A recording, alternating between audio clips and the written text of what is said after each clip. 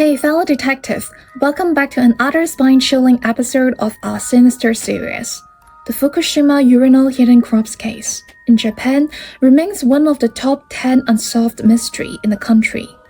It involves the tragic death of a young and promising man who was found deceased in the urinal of a female teacher's dormitory. The questions on everyone's mind is, why did he end up there? Was it a case of voyeuristic desire or something more sinister at play? Despite extensive investigations, the case remains unsolved, leaving the community and investigator haunted by the enigmatic circumstances surrounding the young man's death. Our story takes place on a chilly 29 February evening in the quaint village of Miyakoji, nestled near Fukushima. While Fukushima is famous for its 2011 nuclear disaster, this case is a different kind of tragedy altogether. It's all begun when a teacher, let's call her A, returns to a humble abode in the teacher's housing after a long day of shaping young minds. Everything seems perfectly normal until around 5 p.m. A decides to use her bathroom, expecting nothing more than a moment of peace and quiet, but this is where the ordinary took a sharp turn into the eerie. As she squatted down, she noticed a pair of shoes at the bottom of the pit, and spooky feeling crept over her, and she decided to investigate the other side of the squatting toilet, which led to the septic tank area. The toilets in the dormitory are all single-room configuration. At that time, the conditions were not developed. The school dormitory used U-shaped urinal pipes. One end was the urinal pot, and the other end was the sewage outlet. The middle U-shaped pipe was connected. On that side of the toilet, it's a septic tank. A sanitary truck will come to remove the lid and suction out the waste that had accumulated over several months. Scared and confused, she called over her fellow teachers to let the lid outside. A chilling sight met her eyes, a pair of human feet. The shock of the discovery left her reeling. One of the witnesses, shaken and disturbed by this horrifying discovery, quickly dials up the police. And that's when this mystery, this unsolved riddle, truly begins to unfold. Before we dive into this sinister case, please subscribe to the channel if you have an appetite for more bone-chilling true crime narrative.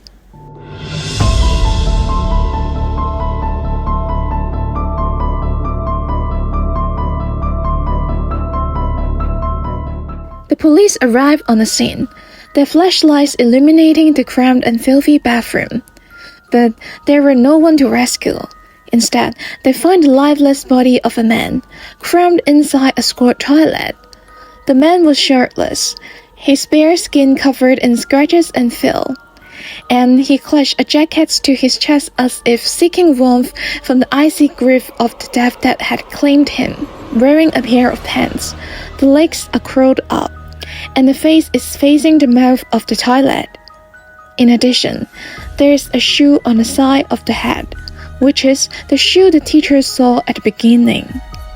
Extracting the man's body from the toilet proved to be a difficult task, for the space in which he was trapped was incredibly small and cramped. The toilet, a traditional squatting-type pit latrine, had two openings, one inside the house, measuring less than 20 centimeters, and another outside with a 36 centimeters opening meant for collecting waste. The man's body was wedged so tightly into the small space that it seemed almost impossible to extract him without causing further damage. The officers were left with no other option but to destroy the toilet entirely. It was a bit like trying to remove a cork from a bottle that was too small for it.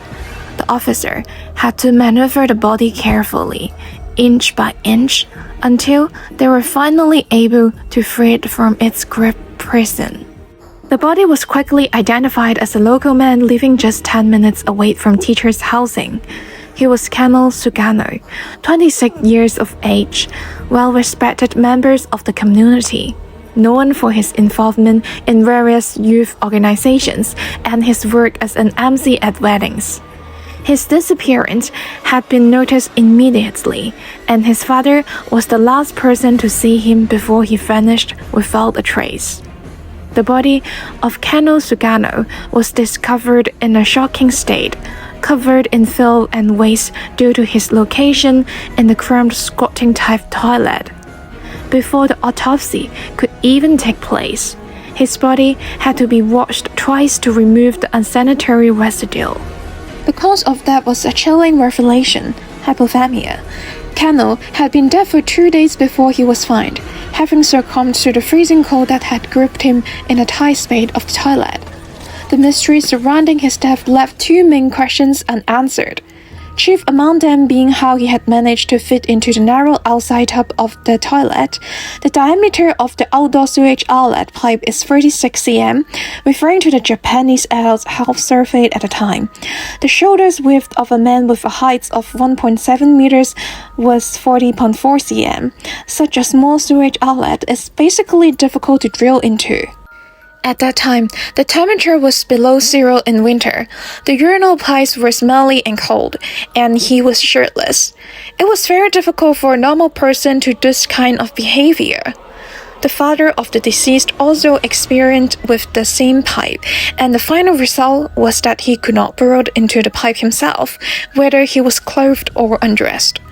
Even if Kano got in, he would find that the inside of the pipe was extremely narrowed and the smell was extremely foul. He would definitely find a way to get out, and he ended up curled up in a toilet pipe. It's hard to explain. Also, when he was found, he was shirtless, clutching his jacket tightly to his chest. It was clear that he had deliberately removed his jacket before entering the tight space. But the question remained: how had he managed to throw it so neatly in such a cramped and uncomfortable environment? The police were baffled by the scene, unable to explain how he could have moved his hands around to throw the jacket. One theory suggested that he may have thrown the jacket into the space first before entering it himself. Once inside, he could have somehow hugged the jacket to his chest and thrown it. As we delve deeper into the mysterious case of Kano's death, 2 more perplexing details emerge. Firstly, when Kano's body was discovered, he was barefoot with a shoe inexplicably perched atop his head. The other shoe was nowhere to be found, leaving the investigators puzzled. But their confusion only deepened when they discovered the missing shoe on a riverbed, far away from the crime scene. The question that lingered on everyone's mind was, how did the shoes end up so far apart? Was there something more sinister at play, or was it just a strange coincidence? Adding to the mystery was the discovery of Kano's car. It was parked in the lot next to the dormitory, with the key still in the ignition and the door left ajar. It appeared as though Kano had only intended to stay there temporarily, rather than for an extended period. But why did he leave his car unattended and unlocked? Did he have a reason to believe that he would be returning soon, or was something more ominous at work? However, ignoring the questions above and having initially ruled out any third-party involvement, the police claims that Kano had entered the toilet of his own accord, driven by a sexual compulsion to spy on someone. But this explanation did not sit well with many people. The people of Majakoji were abuzz with speculation and whispers about the tragic death of Kano, while rumors circulated about his supposed relationship with teacher A, who was engaged at the time. Some claimed that she was having an affair with Kano, while others suggested that she was simply a friend of his fiancée. It was difficult to separate facts from fiction, but what was clear was that Kano and teacher A knew each other well, with Kano having helped her in the past. According to Kano's father's description, on the morning of the 24th, Kano said he was going out to do something, and he never came back. The 24th is also the national mourning day of the emperor's death, and the whole country has a 3-day holidays. A wanted to take advantage of the vacation to go back to her hometown and asked for another day off. A and Cannell are all good friends, and there is a high probability that A will bring up the matters with Cannell about going home. The forensic judge determines that the time of his death was 26. Cannell should know that A was not in the dormitory during this time. So why did he drill the pipeline? The conclusion that the police gave to peeping at the female teacher was obviously unreasonable.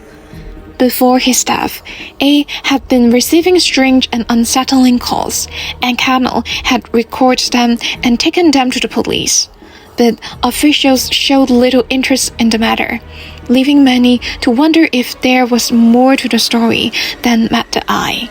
There are various speculations surrounding Cannell's homicide, some of which suggest that it could be linked to the village chief election. Cannell's job and local activities also came under scrutiny, with some suggesting that his death may have been connected to the upcoming village elections. And we come to the conspiracy here. He had been heavily involved in the campaign, even making speeches in favor of the current village head, until he suddenly withdrew his support. Some speculated that he had uncovered some unsavory behavior, or perhaps witnessed someone giving out bribes. Prior to the incident, the village was holding elections, and one of the candidates had selected Cannell as their supporter. Cannell had used his influence to actively campaign for his candidate, who eventually emerged victorious. However, beneath the surface, the election was not as peaceful as it seemed, and tensions were simmering.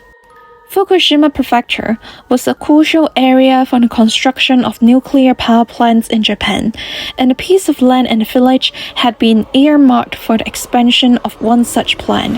However, the acquisition of the land required the villagers' consent, which led to a sharp divide among them. One group believed that nuclear power plant could boost the local economy and should be supported, while the other group opposed their construction, citing the environmental pollution they could cause. Cannell was in favor of supporting the plant's construction and was suspected of having received bribes from the nuclear power plant. The election commission had received a substantial transfer from the outsourcing company of the nuclear power plant at the time, raising questions about the role of money and power in election. Could Cannell become a target of retaliation from the opposition for his alleged involvement in these activities? Adding to the intrigue was the fact that 2 months prior to the incident, the major accident had occurred at the No. 2 nuclear power plant, with one of the reactors temporarily shutting down. Cannell, as the director of the nuclear power plant's maintenance company, had participated in the investigation. His supervisor, the operational manager, had committed suicide by jumping in front of the train at Tokyo's metro station.